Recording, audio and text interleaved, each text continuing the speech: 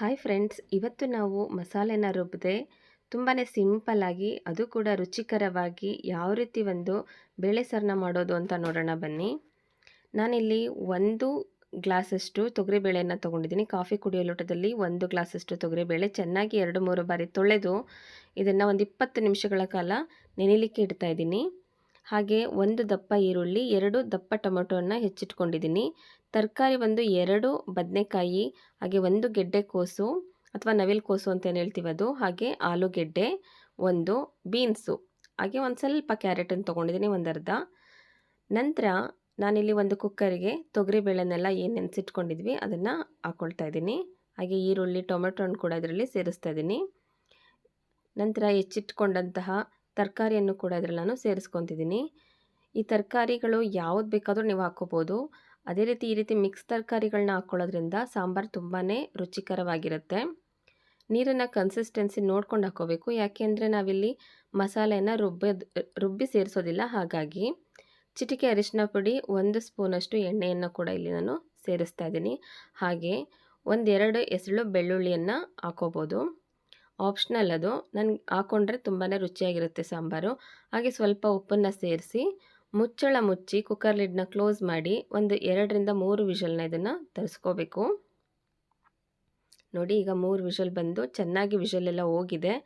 ನಂತರ ನಾನು ತೆಗೆದು ನೋಡ್ತಾ ಇದ್ದೀನಿ. ಚೆನ್ನಾಗಿ ಬೇಳೆ ತರಕಾರಿ ಎಲ್ಲ ಚೆನ್ನಾಗಿ ಬೆಂದಿರುತ್ತೆ. ಈ ರೀತಿ ಚೆನ್ನಾಗಿ ಇದನ್ನು ಬೇಯಿಸ್ಕೊಬೇಕು.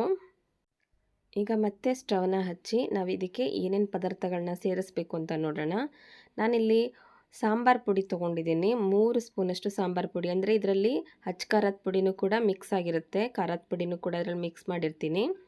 ಸೊ ಇದನ್ನು ಒಂದು 3 ಸ್ಪೂನಷ್ಟು ತೊಗೊಂಡಿದ್ದೀನಿ. ಒಂದು ಸ್ವಲ್ಪ ನೀರನ್ನ ಸೇರಿಸ್ಕೊಳ್ತಾ ಇದನ್ನು ಸ್ವಲ್ಪ ಒಂದು ಪೇಸ್ಟ್ ರೀತಿ ಮಾಡ್ಕೋಬೇಕು. ಯಾಕಂದರೆ ಪುಡಿನೇ ಹಾಕ್ಬಿಡೋದ್ರಿಂದ ಏನಾಗುತ್ತೆ, ಅಲ್ಲಲ್ಲೇ ಗಂಟಾಗ್ಬಿಡುತ್ತೆ ಸಾಂಬಾರದಲ್ಲಿ. ಸೊ ಹಾಗಾಗಿ ಈ ರೀತಿ ಚೆನ್ನಾಗಿ ಮಿಕ್ಸ್ ಮಾಡ್ಕೊಂಡು ಸೇರಿಸೋದ್ರಿಂದ ಅದು ಚೆನ್ನಾಗಿ ಮಿಕ್ಸ್ ಆಗುತ್ತೆ ಸಾಂಬಾರಲ್ಲಿ. ನೋಡಿ, ಇವಾಗ ಇದನ್ನು ನಾವು ಸಾಂಬಾರಿಗೆ ಸೇರಿಸ್ಕೊಳ್ಳೋಣ. ಸ್ವಲ್ಪ ನೀರನ್ನು ಕೂಡ ಸೇರಿಸಿ ಇದನ್ನು ಸೇರಿಸ್ಕೊತಾ ಇದ್ದೀನಿ. ಈಗ ಒಂದ್ಸರಿ ಇದನ್ನು ಈ ರೀತಿ ತಿರುಗಿಸಿ ನೋಡಬೇಕು. ಹಾಗೆ ಸ್ವಲ್ಪ ಹಾಗೆ ಟೇಸ್ಟನ್ನ ನೋಡಿಕೊಂಡ್ರೆ ನಮಗೆ ಸಾಂಬಾರು ಪುಡಿ ಇನ್ನೂ ಬೇಕಾಗುತ್ತಾ ಇಲ್ವಾ ಅಂತ ಅಂದ್ಬಿಟ್ಟು ಗೊತ್ತಾಗುತ್ತೆ.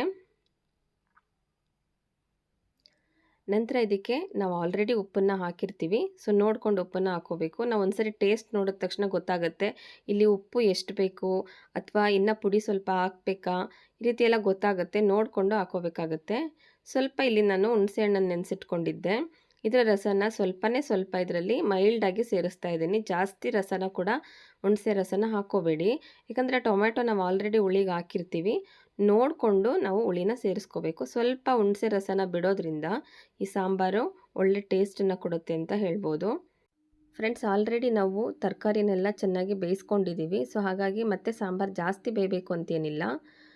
ಸ್ವಲ್ಪ ಇದು ಬೆಂದ ನಂತರ ನಾವು ಒಗ್ಗರಣೆನ ಹಾಕೋಬೇಕಾಗುತ್ತೆ. ಒಗ್ಗರಣೆಗೆ ಒಂದು ಪಾತ್ರೆನಿಟ್ಟು 2-3 ಸ್ಪೂನ್ ಎಣ್ಣೆಯನ್ನು ಹಾಕಿ ಸಾಸಿವೆ, ಜೀರಿಗೆ, ಹಾಗೆ ಒಣಮೆಣಸಿನ್ಕಾಯಿ, ಒಂದು 4-5 ಜಜ್ಜಿದ ಬೆಳ್ಳುಳ್ಳಿ ಎಸಳುಗಳು, ಹಾಗೆ ಕರಿಬೇವಿನ ಎಲೆ, ಇದಿಷ್ಟನ್ನು ಹಾಕಿ ನಾವು ಒಗ್ಗರಣೆ ರೆಡಿ ಮಾಡ್ಕೋಬೇಕು.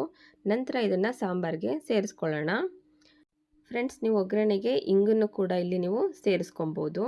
ನೋಡಿದ್ರಲ್ವ ಎಷ್ಟು ಸಿಂಪಲ್ಲು ಈ ಸಾಂಬಾರು ಅಂತ ಅಂದ್ಬಿಟ್ಟು. ತುಂಬಾ ಚೆನ್ನಾಗಿರುತ್ತೆ, ರುಚಿಯಾಗಿರುತ್ತೆ. ನೀವೊಮ್ಮೆ ಟ್ರೈ ಮಾಡಿ. ಹಾಗೆ ಇಲ್ಲಿ ನಾನು ಸ್ವಲ್ಪ ಕಾಯಿ ತುರಿಯನ್ನು ಸೇರಿಸ್ತಾ ಇದ್ದೀನಿ. ನೀವು ಲಂಚ್ ಬಾಕ್ಸ್ಗೆಲ್ಲ ಕಟ್ಟೋದಾದರೆ ಕಾಯಿ ತುರಿಯನ್ನು ಹಾಕೋಬೇಡಿ. ಸೊ ಸಿಂಪಲ್ ಆಗಿರ್ತಕ್ಕಂಥ ಈ ಸಾಂಬಾರು ರೆಸಿಪಿ ನಿಮಗೆ ಹೇಗೆ ಅನ್ನಿಸ್ತು ದಯವಿಟ್ಟು ಕಮೆಂಟ್ನಲ್ಲಿ ತಿಳಿಸಿ. ಹಾಗೆ ಯಾರೆಲ್ಲ ಸಬ್ಸ್ಕ್ರೈಬ್ ಮಾಡ್ಕೊಂಡಿಲ್ಲ ಅವರು ಸಬ್ಸ್ಕ್ರೈಬ್ ಆಗಿ. Thanks for watching.